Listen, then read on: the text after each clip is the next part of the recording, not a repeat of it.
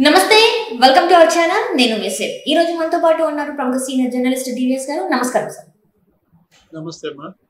Sir, ఇప్పుడు చూస్తుంటే ఏపీలో నామినేషన్స్ హడావిడి అంటే ఈ రోజునే మొదలైందని అనిపిస్తుంది సార్. అంటే ఇప్పుడు బాబు గారి గురించి మన భువనేశ్వరి గారు అండ్ పురంధేశ్వరి గారు అయితే నామినేషన్స్ వేస్తున్నారు, బాలకృష్ణ గారు కూడా వేస్తున్నారు అని చెప్పేసి మనకైతే వార్తలు ఉన్నాయి. సో ఎలా ఉండబోతుంది సార్? వాళ్ళ ముహూర్తం బాగుందంట. మొత్తం రాష్ట్రం మొత్తం నామినేషన్లన్నీ వాళ్ళకి గుర్తిస్తున్నారు. ఏకాదశి మధ్యాహ్నం 1:27కి మంచి ముహూర్తం. నన్ను కాకుండా ఎవరన్నా ఒక ఆస్థాన విద్వాంసుని పెట్టుకోవాల్సింది, పురోహితులు అంటే. ఎందుకంటే వాళ్ళు అయితే బాగా చెప్పగలరు ఈ ముహూర్త బలం గురించి. ఈ ముహూర్తం ఈ అభ్యర్థుల గెలుపుకే కాదు, రాష్ట్రానికి నూతన భవిష్యత్తుకు దోహదపడే విధంగా రేపటి ఎన్నికలు మంచి ముహూర్తంలో జరగాలి, మంచి వాతావరణంలో జరగాలి.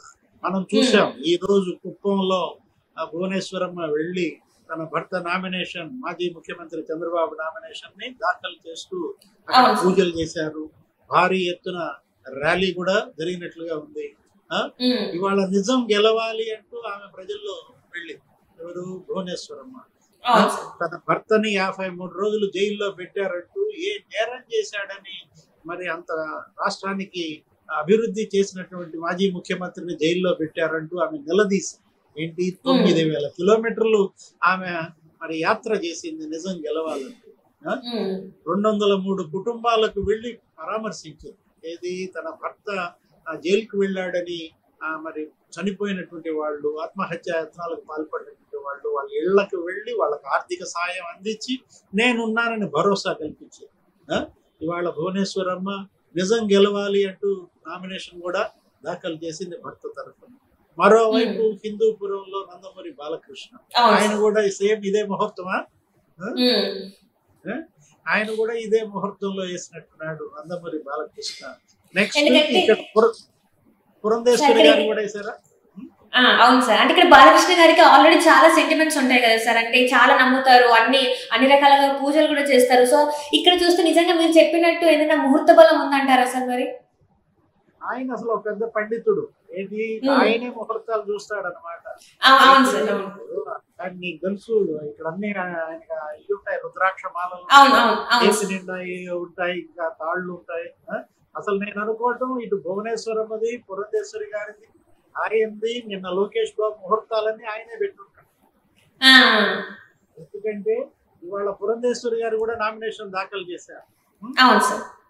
అటు భువనేశ్వరి, ఇటు పురంధేశ్వరి, తర్వాత బాలకృష్ణ. అంతేకాదు రాష్ట్ర వ్యాప్తంగా ఇది మంచి ముహూర్తం అంటూ మొత్తం అభ్యర్థులంతా, ప్రధాన పార్టీల అభ్యర్థులంతా ఇవాళ నామినేషన్ దాఖలు చేసిన దీంట్లో ఈ ఈఆర్ఓ, ఎలక్షన్ రిటర్నింగ్ ఆఫీసర్ కార్యాలయాలు కిటకిటలాడాయన్నమాట. ఏది? మొత్తం ప్రతి నగరంలో, ప్రతి నియోజకవర్గంలో ర్యాలీలు, మోత మోగింది, మద్యం కూడా ఏరులై పారుంటది. ఏది?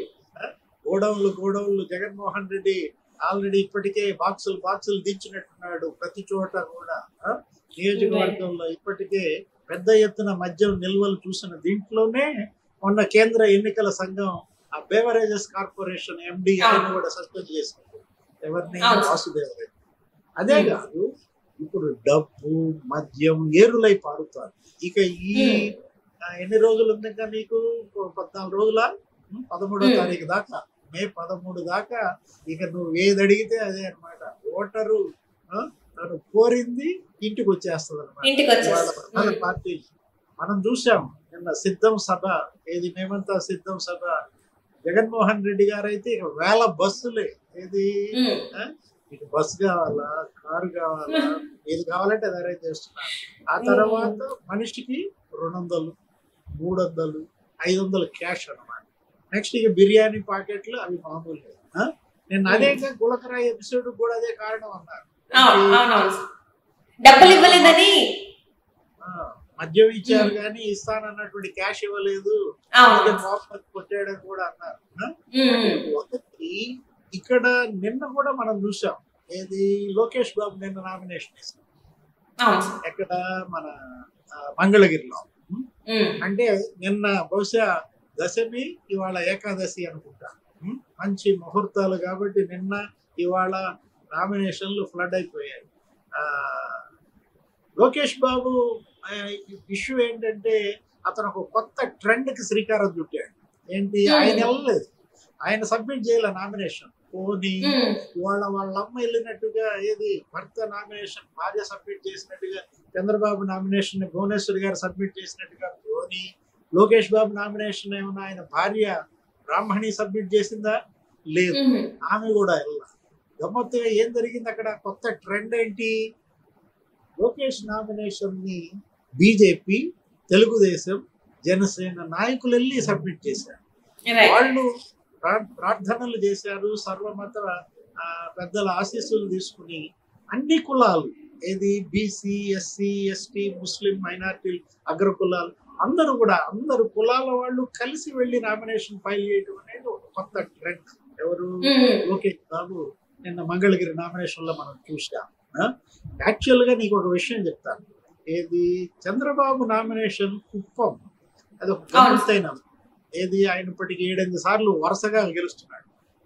ఇక్కడ కుప్పం నుంచి ఇప్పుడు కూడా టార్గెట్ గా పెట్టుకున్నారు, ఏమని 1 లక్ష మెజార్టీ కొట్టాలను ఏదో అంటారు. కుప్పంలో అసలు 50,000, 70,000 మెజార్టీ వస్తుంది ఆయనకి ఎప్పుడు వేసినా కూడా. కుప్పం మెజార్టీతోనే ఆ లోక్సభ కూడా తెలుగుదేశం గెలిచేస్తుంది. అలాంటి కుప్పంలో చంద్రబాబు నామినేషన్ ఎలా సబ్మిట్ చేస్తారంటే, అక్కడ ఓటర్లంతా జోగెత్తుతారు. జోగెత్తడం అంటే తెలుసా నీకు? తిరుపతి వెళ్ళేటప్పుడు ఎవరన్నా మన పిల్లలకి ఒంటో బాగోకపోతే మనం ఇంటింటికి తిరిగి జోగెత్తుతారు. అబ్బాయికి బాగైంది, మేము స్వామివారి వెంకటేశ్వర స్వామికి తలనీలాలు ఇచ్చుకుంటామని వాళ్ళు చిన్న బ్యాండ్ వేసుకుని తిరుగుతూ కలెక్ట్ చేసి ఆ డబ్బులు తీసుకెళ్లి మనకి తిరుపతి హుండీలో వేస్తారు. అట్లా కుప్పంలో ధరావత్తు సొమ్ము ఉంటుంది కదా, డిపాజిట్, చంద్రబాబు డిపాజిట్ 10,000 రూపాయలు ఎంతో ఉంటుంది ఓసీ కాబట్టి. ఆ 10,000 రూపాయలు ఆయన కట్టడు, ఎవరు కడతారు? ఈ ఓటర్లంతా అక్కడ కుప్పంలో ఉన్న బీసీ, ఎస్సీ, ఎస్టీ, ముస్లింలంతా తలా రూపాయి, 2 రూపాయలు అట్లా వేసుకుని ఆ 10,000 పోగు చేసి ఆ డిపాజిట్ చెల్లిస్తారు. అంటే ప్రజలతో మమేకం అయ్యే విధానం ఏది, అది కదా నాయకుడు చేయాల్సింది, అది కదా ప్రజాప్రతినిధి అంటే. ప్రజలతో మమేకం అయ్యే విధానం ఇలా అన్నమాట. జగన్మోహన్ రెడ్డి లాగా నన్ను ఎవరో గులకరాయ వేసి కొట్టారు మీరందరూ ఏడవండి అంటే అది కాదు. జనం బాధ నీ బాధ కావాలి అంతే తప్ప నీ బాధ జనం బాధ అనుకోమంటాం అది అబ్సర్డ్. అది Jaganmohan Reddy style of function. ఇప్పుడు ఇవాళ ప్రజల కళ్ళ ముందు ఏముంది? ఎవరు జనం మనుషులు, ఎవరు జనానికి దూరమైనటువంటి వాళ్ళు. ఈ రాష్ట్రాన్ని బాగు చేయగలిగిన సమర్థత, సామర్థ్యం ఎవరికి ఉంది? విజనరీ లీడర్ ఎవరు? ఈ రాష్ట్రాన్ని అధోగతి పాలు చేసినటువంటి వాళ్ళని మళ్ళా గెలిపిస్తారా? లేదు, రాబోయే 5 ఏళ్ళు పోలవరాన్ని కంప్లీట్ చేసుకుందాం, అమరావతిని పూర్తి చేసుకుందాం, లేకపోతే పేదల ఇళ్ళు నిర్మాణం చేద్దాం, గుంతలు పడ్డటువంటి రోడ్లు మళ్ళా పూర్తిగా పునర్నిర్మించుకుందాం, కేంద్రం నుంచి రావాల్సినటువంటి నిధులు తెచ్చుకుందాం, ఇలా రాష్ట్రాన్ని బాగు చేస్తారా అనేది చూడాలి. ఏది ముహూర్తం దానికి పెట్టాలా? నామినేషన్ల ముహూర్తాలు అది వేరు, అది అభ్యర్థుల యొక్క భవితవ్యాన్ని నిర్ణయించేది. మనం ఆలోచించేది రాష్ట్ర భవితవ్యం, 5 కోట్ల ప్రజల భవితవ్యం. ఈ రాష్ట్ర భవితవ్యం, 5 కోట్ల ప్రజల భవితవ్యానికి మంచి ముహూర్తం ఏదంటావు? మే 13 అంతే సార్. పోలింగ్ మే 13 అంటావా? జూన్ 4 అంటావా? జూన్ 4 దాకా వేచి చూద్దాం. Right sir, right. Thank you so much sir.